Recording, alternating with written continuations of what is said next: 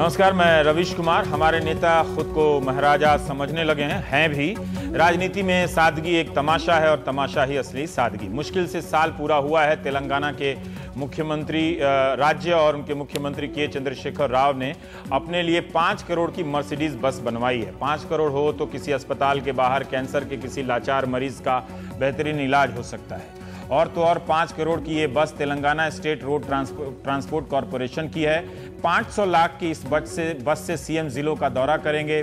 $8.5 लाख की इस बस में 12 सीट होगी, एक कमरा होगा, मीटिंग रूम भी होगा। बम और लैंड माइन भी इसका बाल बांका नहीं कर पाएंगे। सुनने में आ रहा है कि सहोदर आंध्र प्रदेश के मुख्यमंत्री चंद्रबाबू नायडू के लिए भी ऐसी बस आने वाली है। ज्यादा दुखी मत होइए, आप टीवी पर चाहे जितना माथा कूट लीजिए, राजनीति में यह सब नहीं बदल रहा है। 5 करोड़ की बस के बाद अब आते हैं 526 करोड़ के सूचना एवं विज्ञापन बजट पर। दिल्ली सरकार के बजट में इस काम के लिए 526 करोड़ रुपए का बजट रखा गया है। कांग्रेस के अजय माकन का कहना है कि इसी काम के लिए पिछले साल बजट था 24 करोड़ और अब 526 करोड़। अच्छी बात है कि शिक्षा का बजट 106% बढ़ा है। यह भी सुनने में अच्छा ही लग रहा है कि स्वास्थ्य का बजट बढ़ा है। 1000 प्राइमरी क्लिनिक बनेंगे और अस्पतालों में बिस्तरों की संख्या बढ़ेगी। लेकिन 526 करोड़ की बात पचती नहीं है।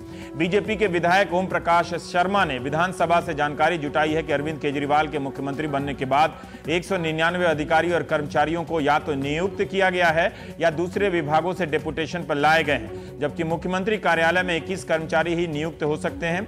एक ऐसे शख्स को क्लर्क नियुक्त किया गया जिसे टाइपिंग नहीं आती है। नौकरी देने के बाद उनसे उम्मीद की गई है कि वे 1 साल में सीख लें।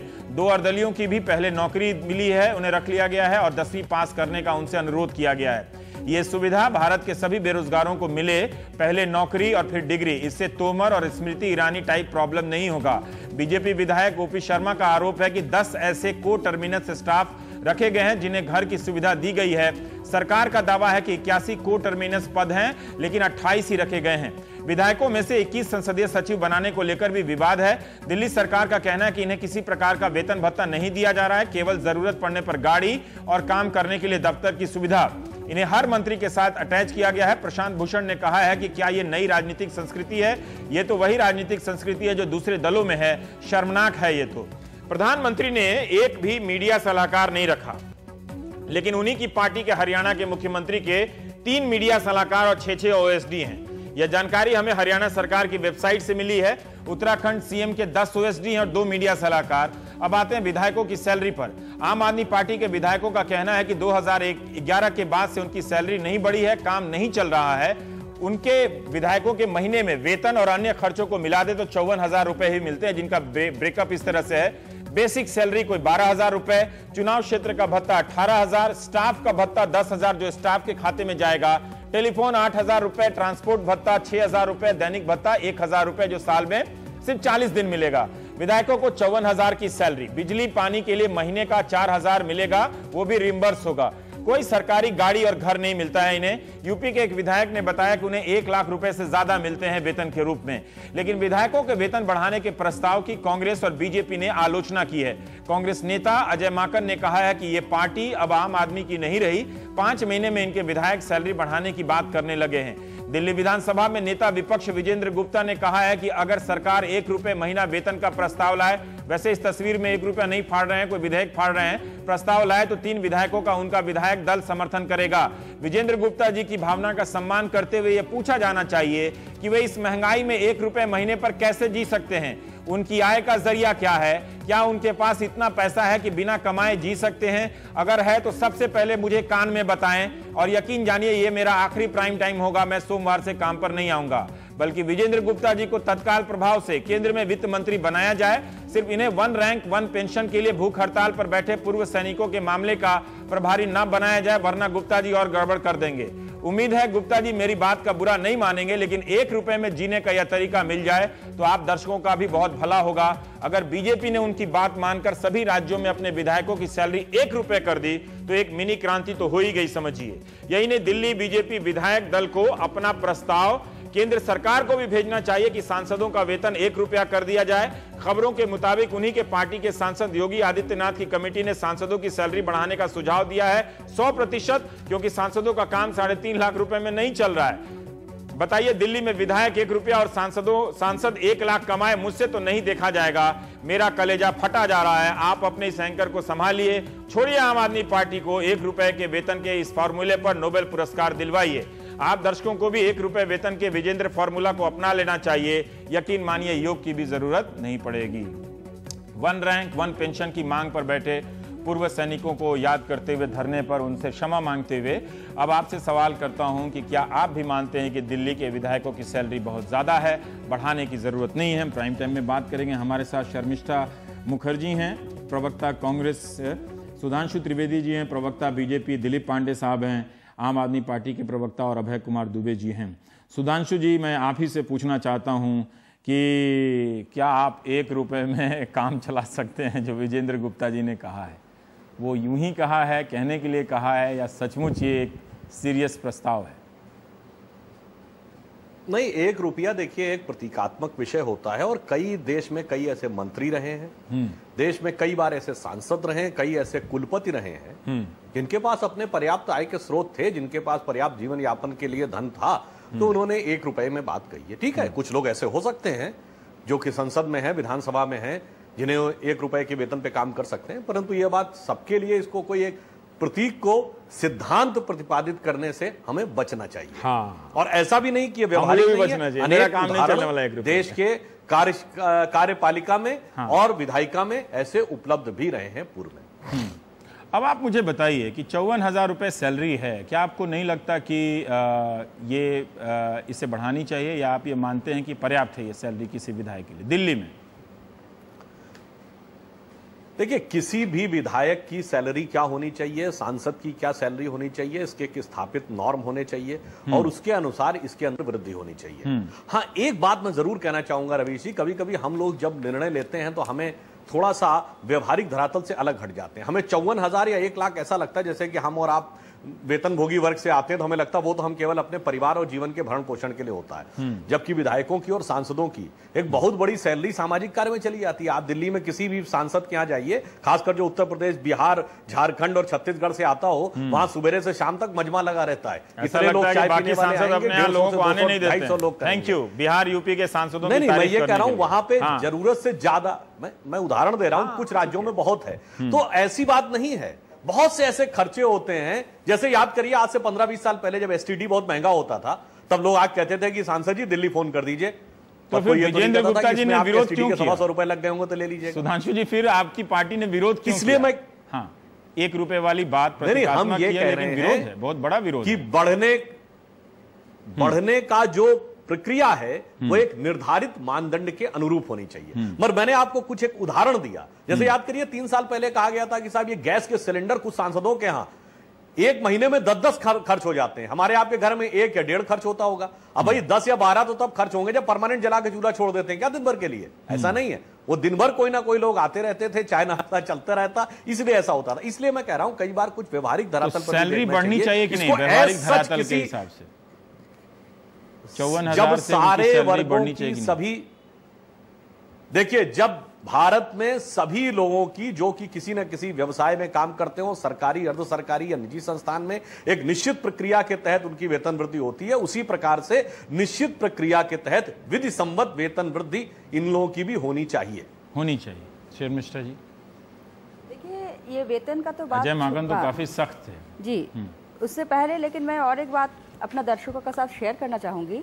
ये 2013 में 7 जून को केजरीवाल जी ने एफिडेविट दी थी, मैं लाल बत्ती की गाड़ी नहीं लूंगा, मैं अपने लिए अनावश्यक सुरक्षा नहीं लूंगा, मैं बड़ा बंगला नहीं लूंगा, बिना लोगों की मर्जी के उनकी जमीन छीनने का ताकत सरकार को नहीं होना चाहिए। ये दिस इज, मैं दूसरे किसी से बिना जनता से पूछे बगैर हम किसी भी निर्णय नहीं लेंगे। To cut the story short, ये देखिए इसका आप फोकस कीजिए, ये उन्होंने एफिडेविट दी थी, ये एक स्क्रीनशॉट है। तो मैं जानना चाहूंगी, अब 2015 में खाली 2 साल हुए हैं, 2015 में 30 एसीज, 2015 में 2 साल बाद 21 पार्लियामेंट्री सेक्रेटरीज, जिनको वो बोल रहे हैं कि ठीक है वेतन तो नहीं दिया जाएगा लेकिन सरकारी गाड़ी, ये है उनकी ऑर्डर, सरकारी गाड़ी दी जाएगी, ऑफिस स्पेस दिया जाएगा, 28 कंसल्टेंट जिनके तनखे 1 लाख से भी ऊपर हैं कुछ लोगों की। तो अचानक ये यू टर्न क्यों? क्या ये सब शीला दीक्षित की सरकार में नहीं थे? लेकिन देखिए इस तरह की एफिडेविट शीला दीक्षित की सरकार ने नहीं दी थी। इस तरह की जो एंटी करप्शन आम आदमी पार्टी जो नाम ही है आम आदमी पार्टी, इस तरह के अचानक खास आदमी बन गए, तो ये एफिडेविट शीला दीक्षित ने नहीं दी थी। तो आम आदमी पार्टी का जो बनने का जो वसूल था दैट वाज कंप्लीटली डिफरेंट, और इसीलिए मुझे लगता है कि इसीलिए पर एफिडेविट नहीं दिया था, इसीलिए तो एफिडेविट देना पड़ा था कि कुछ भी बिना एफिडेविट दिए हुए कुछ भी कर लेते। खाली एक वोट जीतने की एक उपाय एक थी, it was just a way to get votes. So ये हम पूछना चाहेंगे ये तो सही है, ये मैं दिलीप से पूछूंगा। इंटरेस्टिंग टेक दिया आपने। जो सैलरी बढ़ाने की मांग है 2013 की है या 2015 की? जो सैलरी बढ़ाने की मांग है वो क्यों अजय माकन जी को गलत लगा? देखिए सैलरी बढ़ाने की मांग जो भी है, ये लोग आम आदमी पार्टी आम आदमी के लिए काम करने के लिए आए हैं, जनसेवा हवा करने तो नहीं के लिए आए पिएंगे हैं। ना, हवा नहीं पिएंगे, हवा पीने की कुछ बात तो नहीं खाएंगे, है, but विधायक को संसदीय विधानसभा क्षेत्र में। लेकिन आप जन सेवा करने के लिए आए हैं, आप एक जन समाज के लिए आप काम करने के लिए आए हैं। आप अगर खाली अपना तनख्वाह बढ़ाने के लिए आए हैं तो किसी जाके कॉर्पोरेट में काम करें। ये तो उनकी बस 4 महीने में उनकी पहली मांग ये हुई है। मैं आपसे पूछना चाहती हूँ दिलीप से सुन रहे हैं कि आप जन लोकपाल बिल की मुद्दे पर ये आम आदमी पार्टी गठित किया गया था। हाँ, आज 4 महीने हो गए हैं, लोकायुक्ता दिल्ली में नहीं हुआ है। वो सवाल सही है, पर मेरा विषय सैलरी तक है। नहीं, सैलरी का विषय है, लेकिन और वो 526 करोड़ वाला विषय है। पूछना चाहती हूँ कि आम आदमी पार्टी की प्रायोरिटी क्या है? उनका लोकायुक्त। आप सेवा करने आए, देखिए इस मामले में कम से कम विजेंद्र गुप्ता जी जो कहें, लेकिन व्यवहारिक रूप से सुधांशु जी आपके साथ हैं कि प्रक्रिया के तहत और एक मानदंड के हिसाब से सैलरी बढ़नी चाहिए। कितनी बढ़नी चाहिए वो उनकी इस पर टिप्पणी नहीं है, लेकिन आप बच गए 1 रुपए में काम चलाने के दबाव से। अच्छी बात है। पर मुझे 2 बात बताइए कि इस सैलरी के बात को लेकर एक दूसरी बात उठ रही है कि जो बहुत सारे सहायक कर्मचारी नियुक्त किए गए हैं, वो ठीक है कि हरियाणा में नियुक्त किए जाते होंगे या मध्य प्रदेश में किए जाते होंगे या कांग्रेस की सरकार में किए जाते होंगे, लेकिन आपके यहाँ 199 कर्मचारी इस तरह से हों, संसदीय सचिव के नाम पे विधायकों को खपाया जाए, ये तो नई राजनीति नहीं है ना? देखिए रवीश भाई, अभी मैं शर्मिष्ठा जी की बात को सुन रहा था, मैं समझ नहीं पा रहा हूँ कि प्रश्न कुछ भी पूछा जा रहा है, इतनी नफरत है आम आदमी पार्टी के प्रति, इतनी घृणा। सवाल का जवाब दीजिए। नहीं, शुरुआत का जवाब देखिए, ये सवाल अगर मैं सुधांशु जी से कहेंगे तो बीजेपी से भी नफरत है, वो नहीं, सवाल का जवाब दीजिए। रवीश, मान लीजिए कि नफरत है, विरोध है, आप राजनीति में हैं तो सबका आपसे विरोध है, जवाब मैं उसको एक बार एड्रेस करके आपके प्रश्न पे आता हूँ। हाँ ठीक है, एक बार मैं बस उसको बोल के आपके प्रश्न पे आ रहा हूँ। मेरा सिर्फ इतना कहना है, मैं उसको उनके सवालों के जवाब में नहीं उलझ रहा हूं। कहीं हमने एफिडेविट में नहीं लिखा था कि लाल बत्ती की गाड़ी नहीं लेंगे, सॉरी गाड़ी ही नहीं लेंगे, ये नहीं लिखा था। एनीवेज, वो अपना शुरू रखे अपना एजेंडा। आपके सवाल के जवाब पे मैं आता हूं। देखिए, दिल्ली की जनता ने एक अविश्वसनीय और अद्भुत मैंडेट दिया, अरविंद केजरीवाल में अपना यकीन दिखाया है। दिल्ली की जनता ने अपना 5 सालों के लिए अपना कैप्टन चुना, क्योंकि पिछले 10, 15, 20 साल से 22 साल से दिल्ली की राजनीति ने उनको निराशा के अलावा कुछ नहीं दिया। मैंने ये थोड़ी पूछा है कि दिल्ली की जनता ने किसे चुना है, दिल्ली की जनता को मालूम है। देखिए सवाल का जवाब। रवीश भाई, मैं आपके उत्तर पे आ रहा हूँ। आप मुझे थोड़ा सा समय दे दें। आप 3 बार बीच में बोल चुके, मैं कैसे पूरा करूंगा? अपनी बात नहीं पूरी कर पा रहा हूं। तो सवाल पे आइए। मैं ये कह रहा हूं कि आपने दिल्ली की जनता ने कैप्टन चुन लिया है। अगर आपको उसके बुद्धि विवेक पे यकीन नहीं है कि वो अपनी, और इतना अधिकार अगर नहीं दे रहे हैं कि वो अपनी टीम चुन सके, अपने हिसाब से लोगों को बुला सके और अपने साथ काम कर सके, वो भी ऐसी अवस्था में जहां पे बहुत जबरदस्त ट्रस्ट डेफिसिट है, तो ऐसी हालत में फिर आप इस जनता के विवेक पे प्रश्न चिन्ह खड़ा कर रहे हैं। दिल्ली ने अपना यकीन दिखाया अरविंद केजरीवाल में। अरविंद केजरीवाल को घेरिए आप तब जब वो जनहित के कार्य नहीं कर पा रहे हैं, वो लोक कल्याण के कार्य नहीं कर पा रहे हैं, जो वायदे किए उनसे पीछे हट रहे हैं। अगर इन मोर्चों पर अरविंद केजरीवाल की सरकार असफल दिखती हो तो जाहिर सी बात है कि मैंने उन मोर्चों पे बात करने के लिए तो ये विषय रखा नहीं है। मैं आपने सिंपल बता दिया। पार्लियामेंट्री सेक्रेटरी की बात कर रहे हैं, मैंने सिंपल बता दिया। देखिए आप भी वही गलती कर रहे हैं। चुनाव के बाद बीजेपी से कोई सवाल पूछता था तो यही कहते थे कि हमको इतने सीट मिला और कांग्रेस को 44 सीट मिला, तो ये ना करेंगे तो ठीक है। सबको पता है कि 67 सीट मिला है, आप काम करने के लिए कैप्टन चुना है। आप अपनी बिल्कुल टीम बनाइए, ये भी जनता समझती है। आप बिल्कुल आप अपनी टीम बनाइए, लेकिन 199 लोगों को जिनकी पात्रता अहर्ता अगर ना हो, अगर उनको रख लिया जाए। प्रशांत भूषण जी आरोप लगा रहे हैं कि आप पॉलिटिकली अपने वर्कर को एक तरह से उनको उपकृत कर रहे हैं, उपकृत कर रहे हैं ना आप अपने वर्कर को इस तरह से सरकारी सिस्टम में लाके। तो फिर नया पॉलिटिकल कल्चर क्या बना? नहीं, रवीश भाई, ये गलत आरोप है। मैं आपसे निवेदन करूंगा, आपके भी चैनल में बहुत सारे रिसोर्सेज होंगे जो पता लगा सकते हैं, उनमें से एक भी व्यक्ति अरविंद केजरीवाल का रिश्तेदार नहीं है। अब अपने आदमी की परिभाषा क्या होती है? आप जिसको चाहो उसको बोल दीजिए कि आपका अपना आदमी है, कोई रिश्तेदार नहीं है। कोई नेपोटिज्म भारतीय जनता पार्टी और कांग्रेस पार्टी की तरह हमारा नेपोटिज्म नहीं चलता कि अपने रिश्तेदारों को अपनाया जा रहा है। देखिए, नेपोटिज्म के एंगल से सवाल नहीं पूछा मैंने, सवाल पूछा 199 लोगों को अगर आप डाल रहे हैं। देखिए, आपसे उम्मीद की जाती है कि आप सरकार के पैसे को वैसे ही खर्च करें कि लगे कि ये खर्च करने में भी एक नई तरह की राजनीति है। मैं ये थोड़ा पूछ रहा हूं कि आपने स्वास्थ्य पर 106% बढ़ाया, शिक्षा पे तो क्यों बढ़ाया? तो ये बताइए रवीश भाई, पात्र कौन तय करेगा? आप कह रहे हैं कि अर्हता नहीं है न्यूनतम। मैं ये समझना चाहता हूं कि पात्र और कुपात्र तो टीम का शर्मा जी जो करेगा। बीजेपी के विधायक हैं, उन्होंने कहा कि एक ऐसे व्यक्ति को क्लर्क रख लिया गया जिसको टाइप करने नहीं आता। 2 ऐसे अर्दली रख लिए गए। शर्मा जी की टाइपिंग अच्छी होगी, मैं मान सकता हूं। हाँ, मैं ये मान सकता हूं, लेकिन उस क्लर्क के जरिए जो काम होने हैं वो काम अगर नहीं होते हैं तो आप अरविंद केजरीवाल को घेर लीजिए। अगर आप पात्र और कुपात्र की बात कर रहे हैं तो मेरी जिम्मेदारी, अरविंद केजरीवाल ने अपनी टीम बनाई, अगर काम नहीं हो पा रहा है अरविंद केजरीवाल को काम के ऊपर घेर लीजिए आप। लेकिन अरविंद केजरीवाल को इतनी तो आजादी दीजिए कोई भी सवाल पूछ रहा हूं तो वैसे ही आप मोदी जी पे सवाल क्यों कर रहे हैं? आप अरविंद केजरीवाल पे सवाल क्यों कर रहे हैं? ये ठीक नहीं है। एक इंटरव्यू करना चाहती हूं। एक मिनट, मोदी जी अपना टीम बनाए लेकिन विद प्रॉपर नॉर्म्स।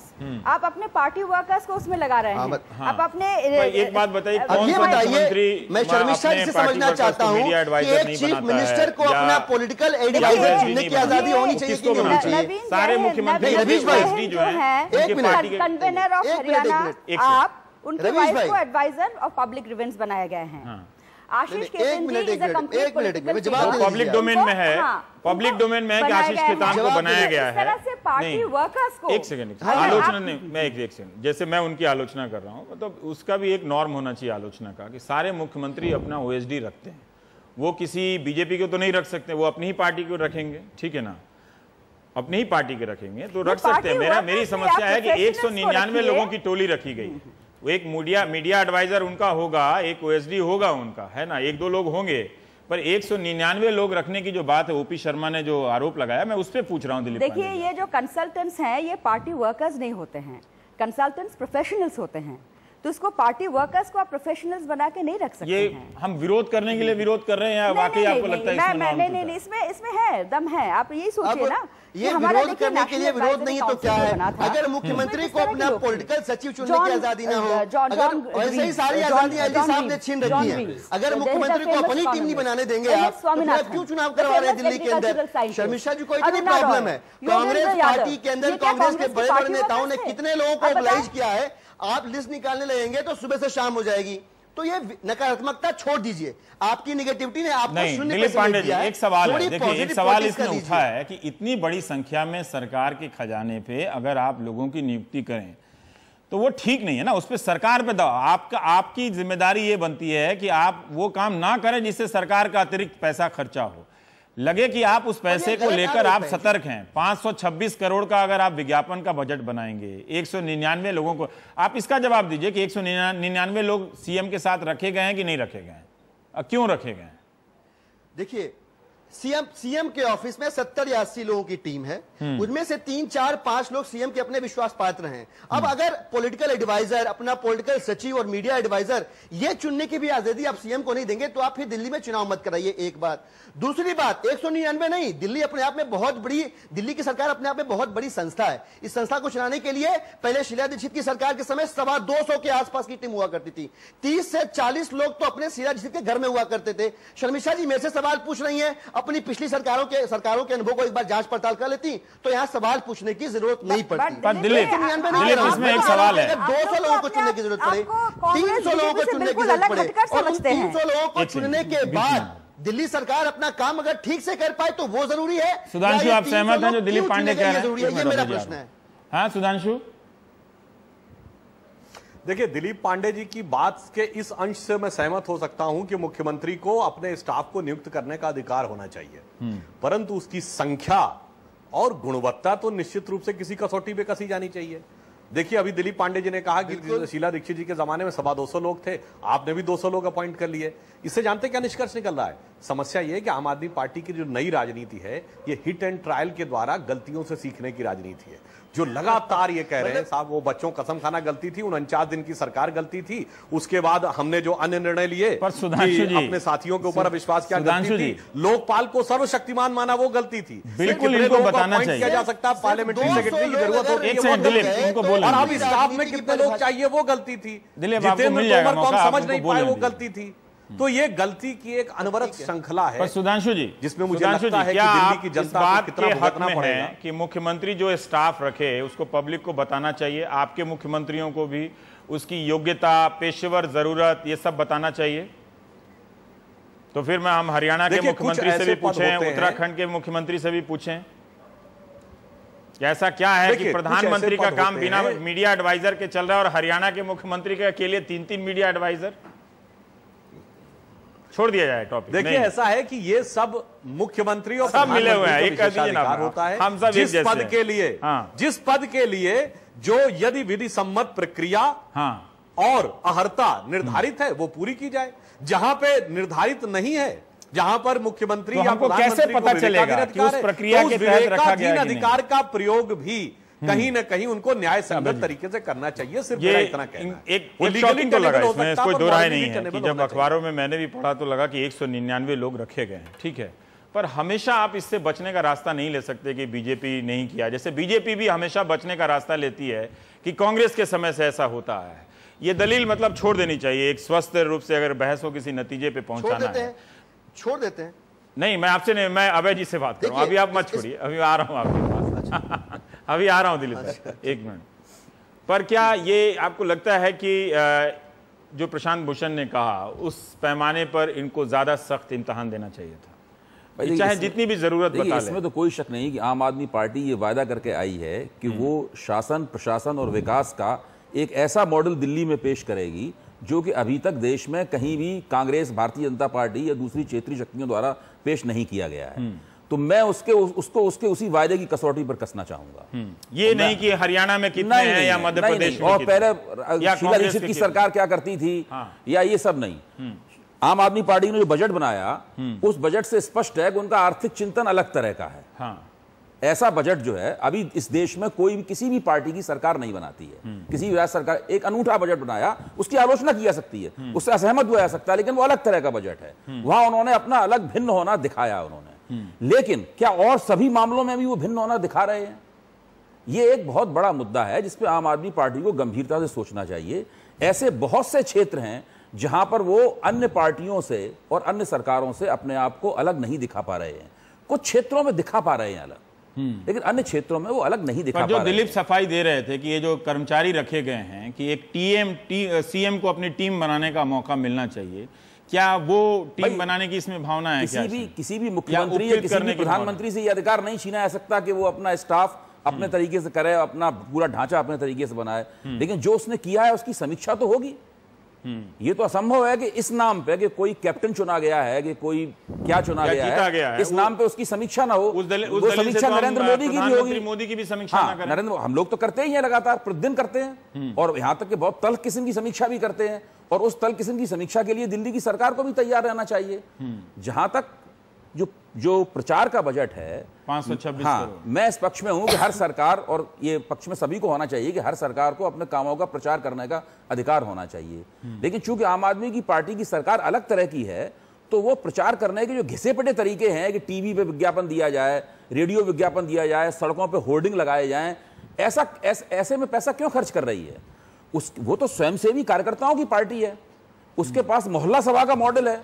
उसको चाहिए कि बड़े पैमाने पर अपने कार्यकर्ताओं को दिल्ली जैसी जगह में, जो कि जो शहर है, महानगर है, उसमें अपने कार्यकर्ताओं का विस्तार करे, उनको फैलाए और बड़े पैमाने पर जनता के साथ में जनसंपर्क अभियान के जरिए अपनी उपलब्धियों का प्रचार प्रसार करे। इसमें पैसे भी बहुत कम खर्च होंगे और उनकी पार्टी पूरी तरीके से सक्रिय भी होगी और जनता का भी राजनीतिकरण होगा। करोड़ आपके हिसाब से? मेरे ख्याल से ये बहुत बड़ी रकम है। इस रकम को फौरन कम किया जाना चाहिए और प्रचार प्रसार के लिए कार्यकर्ताओं पर, स्वयंसेवकों पर भरोसा करना चाहिए, ना कि ये घिसे पड़े तरीके जिनमें छापे गए विज्ञापनों और दिखाए गए विज्ञापनों पर जनता और मतदाता मंडल और नागरिक कभी यकीन नहीं करते। कभी भी इसका सर्वेक्षण कर लिया जाए, हर सरकार, आम आदमी पार्टी की सरकार ही नहीं, चाहे भाजपा की सरकार हो, जो कांग्रेस सरकार हो, हर सरकार इसमें पैसा बर्बाद करती है। वो जनता के पैसे की बर्बादी है। उस बर्बादी को फौरन रोका जाना चाहिए, चाहे वो दिल्ली की सरकार हो, चाहे मध्य प्रदेश सरकार हो, चाहे केंद्र की सरकार हो। ये जो होता है, इसका जनता कभी इन पे विश्वास नहीं करती। ठीक है।